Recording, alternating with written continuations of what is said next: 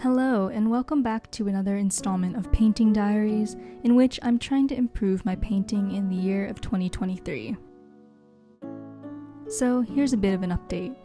In the last episode, I tried to maybe overambitiously recreate some Animal Crossing characters, and felt pretty frustrated with my own lack of technique and dexterity, especially in the detail work.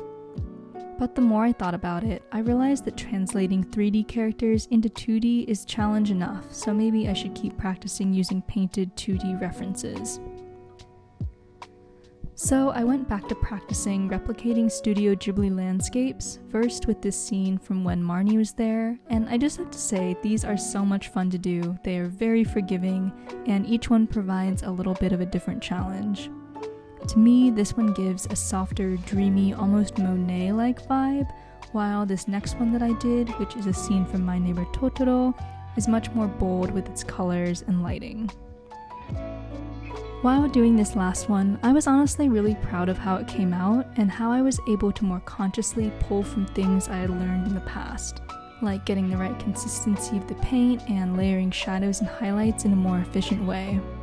A similarity about all of these Ghibli landscapes that I've done so far is the perspective and composition, with big cloudy skies and hills in the background and detailed flora close up in the foreground. And doing this painting was the first time I felt like I had a clearer grasp on what that actually meant in terms of color, composition, and the general painting process. So while I think my color theory and color mixing still needs a lot of practice, I was overall quite happy with how this one looks, especially when you pull back far enough. After doing all of these Ghibli scenes, I wanted to take myself reasonably out of my comfort zone and try to paint a photo that I took instead. Even though I would still be using a reference, it would be a new challenge in that it would require me to think about how to translate real-life images into brush strokes. I ended up choosing this film photo I took while on a trip to Wyoming back in 2021, mainly because I thought it actually had quite similar composition to the Ghibli scenes with the big sky and hills in the background and detailed plants in the foreground.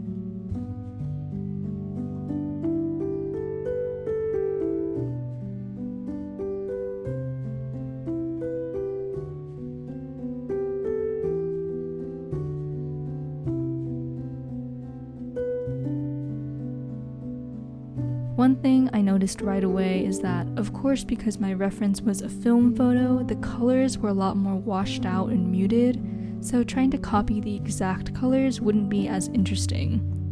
I tried to use my experience with the last Ghibli scene in this one, but again, I don't know if my color theory or color mixing skill is quite there yet.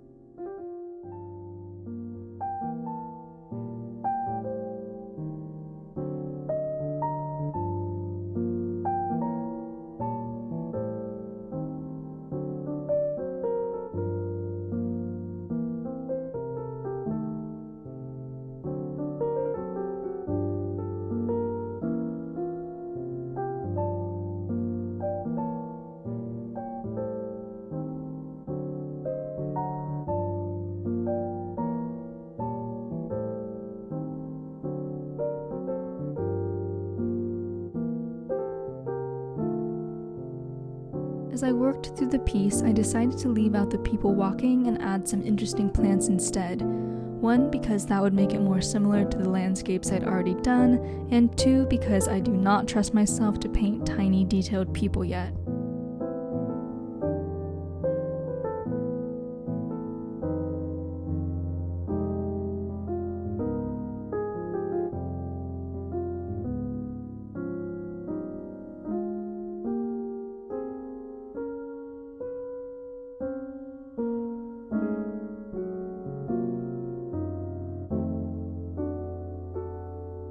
At this point, I got a bit impatient and decided to use an inking pen to define some of the major shapes in the painting, and I probably should have let it dry completely and let the colors kind of settle into place before impulsively choosing to do that, but it kind of works and gives the piece a little bit of a pop art sort of vintage postcard vibe.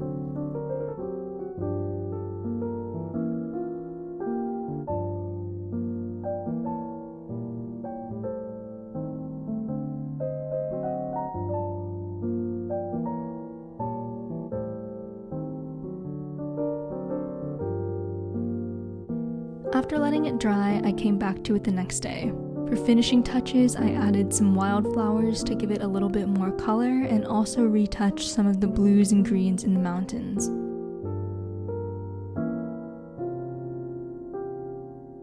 I think these additions really helped it come together to create a more interesting and dimensional landscape.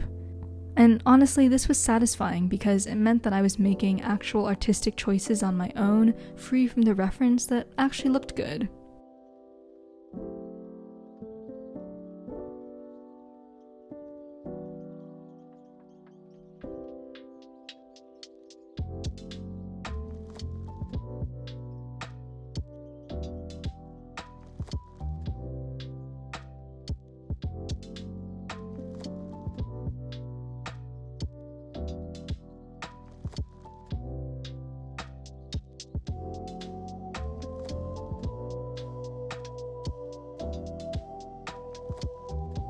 In the end, I think in comparison to the other pieces I've done, the colors weren't as exciting or vibrant, the lighting a lot more one-dimensional, partly due to the nature of the reference photo itself and partly as a place to improve my own painting skills in the future. Ghibli has a clearly distinct style with saturated, lush blues and greens, interesting perspectives, and charming portraits of daily life and nature.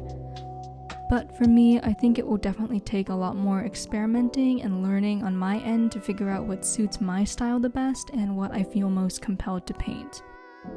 Maybe I shouldn't even be worrying about my own art style at this point and just keep enjoying the process as I slowly but surely begin to improve.